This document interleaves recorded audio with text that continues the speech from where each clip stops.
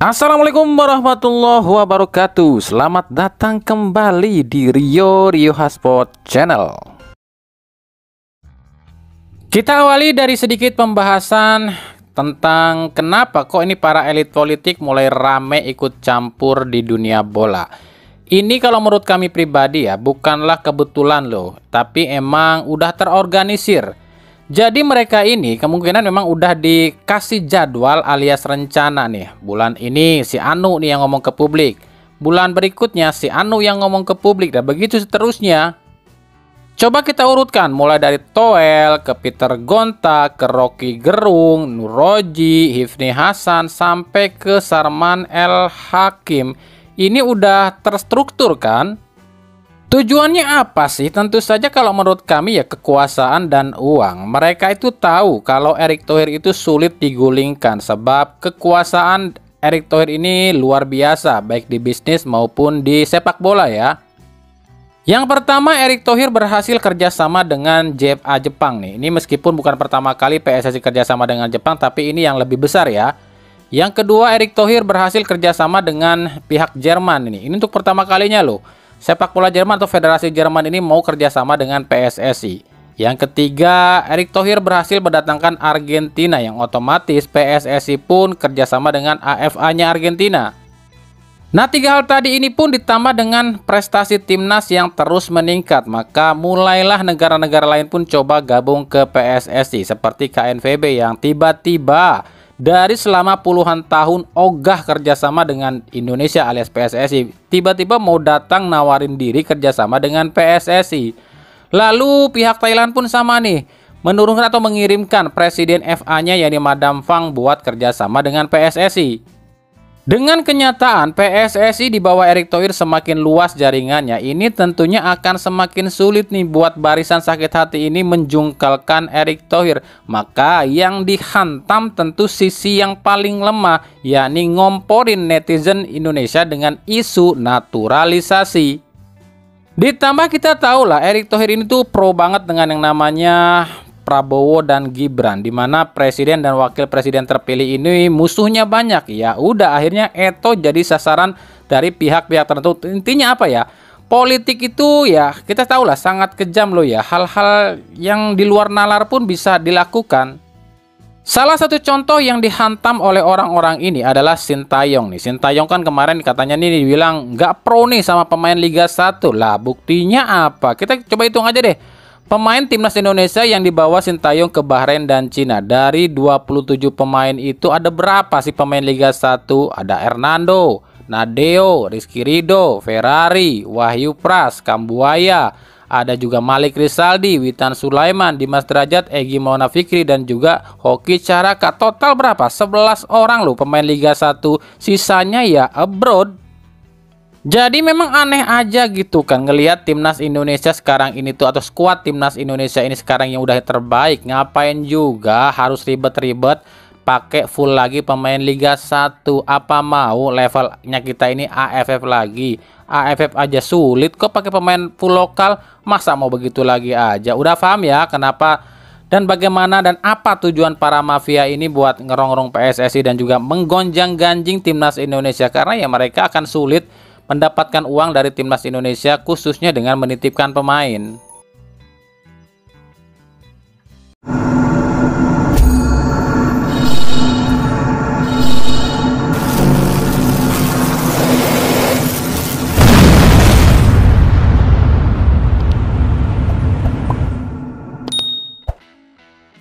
Oke lanjut, inilah contoh yang kami bilang. Jika kami memang setuju dengan gagasan Erick Thohir yang katanya sih akan pakai full wasit dari luar negeri untuk Liga 1. Coba lihat kualitas wasit kita di Liga 2 ini. Ini kan apa namanya ya?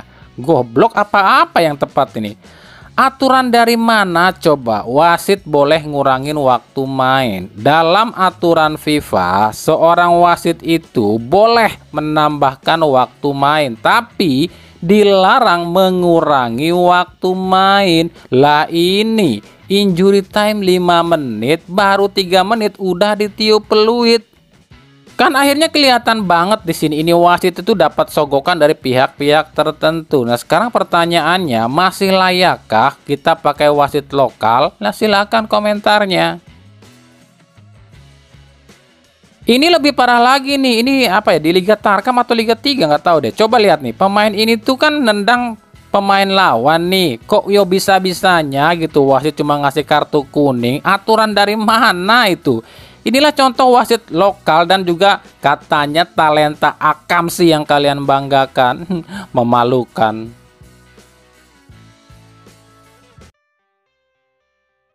Pelatih timnas Belanda Ronald Koeman baru-baru ini menyindir Indonesia yang terlalu banyak mengambil pemain dari Belanda. Menurut Koeman, KNVB ini udah kayak akademi sepak bolanya aja buat Indonesia, di mana Indonesia dengan mudah ambil pemain berbakat dari Belanda. Koeman meminta pada KNVB untuk memperketat aturan jika Indonesia akan ambil pemain dari Belanda. Ada Pak Koeman, Koeman. Kenapa Pak? Mulai ketar-ketir ya karena timnas Belanda mulai merosot. Ya jangan salahin Indonesia lah, salahin diri sendiri. Kenapa udah dikasih pemain-pemain bagus, tinggal nyomot aja kok nggak bisa bikin bagus? Indonesia itu cuma ngambil pemain yang punya darah keturunan aja. Ya kalau memang banyaknya dari Belanda ya salah sendiri. Kenapa dulu Belanda ngejajah Indonesia? Ya dijajah balik lah sama King Indo.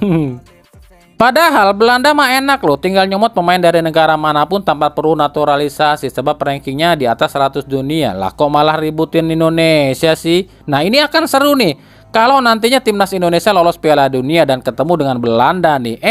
Belandanya kalah nih dari Indonesia. Ini bisa-bisa perang dunia ketiga nih. Lagian menurut kami ya, kesalahan timnas Belanda saat ini tuh apa ya? Udah dikasih pemain-pemain bagus, tapi pemain-pemain ini nggak dihargai. Ya wajar kalau pemainnya jadi jengkel juga. Kan pemain juga nggak mau lah digituin. Bener nggak?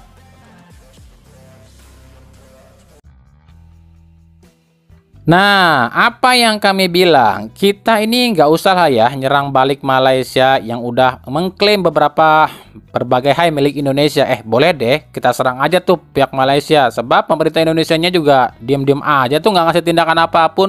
Hak-hak Indonesia diklaim sama Malaysia. Bagaimana dengan dunia sepak bola? Saat ini kan pihak Malaysia atau berbagai media Malaysia ini coba menghantam Indonesia dengan nyinyir Indonesia. Apakah kita perlu membalas mereka? Kita balas dengan prestasi aja kali ya. Biarin aja tim lain atau negara lain yang ngebalas. Nah seperti yang terbaru nih, Malaysia ini kabarnya tengah dilaporkan oleh dua negara, yakni Singapura dan Inggris. Penyebabnya adalah Malaysia ini berniat menaturalisasi Matt De Jil dan juga Josh Brownhill. Malaysia mengklaim kalau De Jil dan Brownhill ini katanya punya darah keturunan Malaysia. Tapi faktanya pihak negara Singapura punya bukti-bukti kuat kalau yang namanya Matt De Jil ini tuh keturunan Singapura dan gak ada keturunan Malaysianya. Sementara Josh Brownhill ini tuh katanya memiliki darah keturunan Malaysia, tapi pihak Inggris mengklaim semua bukti-bukti kalau Josh Brownhill ini gak ada sama sekali darah Malaysianya. Makanya jangan suka mengklaim hak milik orang lain, akhirnya diserang juga kan, kena getahnya juga kan. Apa cukup sampai di situ? Ternyata nggak juga sih. FIFA saat ini tengah menyelidiki para pemain naturalisasi Malaysia. Sebab disinyalir para pemain naturalisasi Malaysia ini masih memiliki 2 paspor. Lah, emang nggak boleh ya pemain pakai 2 paspor? Ya sebenarnya sih boleh-boleh aja ya seorang pemain ini memiliki dua paspor ya, asal dengan syarat.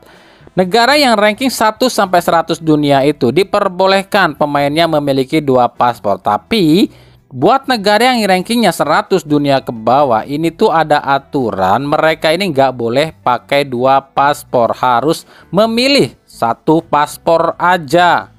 Contoh nyata adalah Jai Ijes. Dia ini meninggalkan paspor Belanda dan cuma punya paspor Indonesia. Meskipun Jayadi ini tuh ruginya gede banget loh. Dia ini harus bayar pajak yang cukup gede di Serie A. Juga gajinya dipotong gede banget nih di Serie A. Tapi Jayadi mah nggak masalah. Yang penting dia ini punya paspor Indonesia.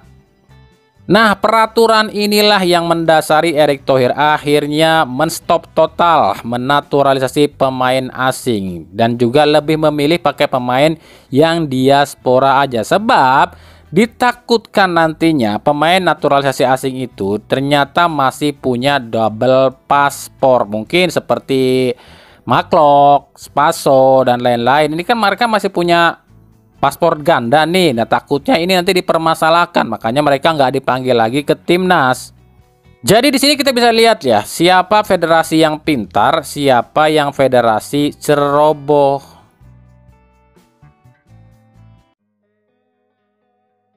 Dari Bali United, pelatih Stefano Cugura mengkritik lagi nih, katanya lamanya jeda waktu FIFA Matchday yang sampai sekitar 14 hari.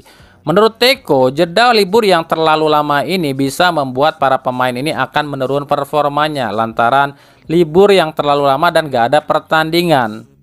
Kata si Teko sih gini, timnas Indonesia kan mainnya away, yang artinya nggak main di Indonesia. Kenapa liganya harus diliburin lama banget? Kenapa liganya itu nggak di stop, cuma pas Indonesia main aja?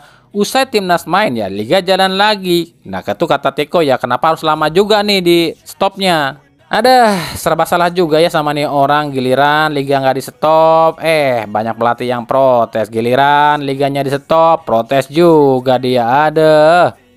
Ya tim lu sih enak, nggak ada pemain yang dipanggil ke timnas, makanya lu mah nggak masalah liga nggak di stop juga. Lagi mana dengan tim-tim lain yang pemainnya banyak dipanggil? Lagian ini pelatih nggak tahu banget ya, apa nggak tahu apa pernah nggak tahu sih? Kan emang itu udah aturannya FIFA, di mana-mana juga begitu. Kalau yang namanya jadwal FIFA Matchday itu liga di seluruh dunia ya di stop. Gimana komentar kalian nih?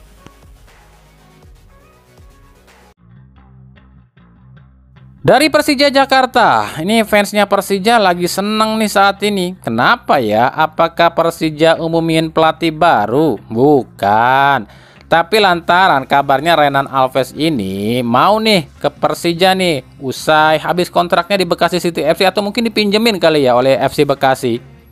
Sebab ternyata bosnya FC Bekasi ini ya nih Putra Siregar, ini kabarnya punya saham nih di Persija. Nah, hal ini tuh diketahui saat FC Bekasi lakukan podcast bersama Renan Alves. Lah, kok baru pada nyadar sih? Kan emang awalnya Putra Siregar itu sebagai salah satu pemegang saham Persija udah mau ngedatangin Renan Alves ini buat Persija, tapi waktu itu memang terganjal dengan yang namanya financial fair play karena Renan Alves ini harganya mahal. Ya waktu itu kalau memang Persija ini mau pakai Renan Alves, ya Kudela dan Simic otomatis harus dilepas sebab dua pemain ini yang harganya paling mahal.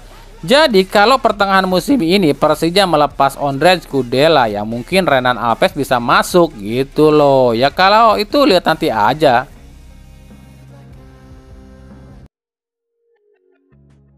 Oke, ini kami lagi edit video nih buat berita hari Kamis 3 Oktober 2024. Tiba-tiba ada info masuk, katanya ini Martin Paes ini cedera nih katanya.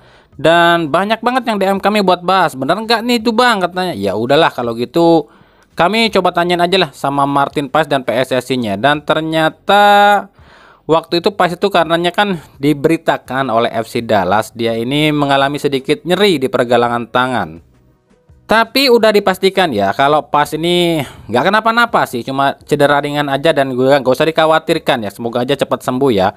Menurut pihak PSSI, tim dokter PSSI pun akan segera mengecek nih bagaimana kondisi Martin Paes. Dan setelah kami nanyain sendiri langsung sama Martin Paes, dia bilang sih ya nggak apa-apa sih, cuma cedera ringan aja. Nah ini WhatsAppan kami dengan Martin Paes ya. Jadi ya kita harapkan aja, doakan aja nggak ada apa-apa dengan Martin Paes.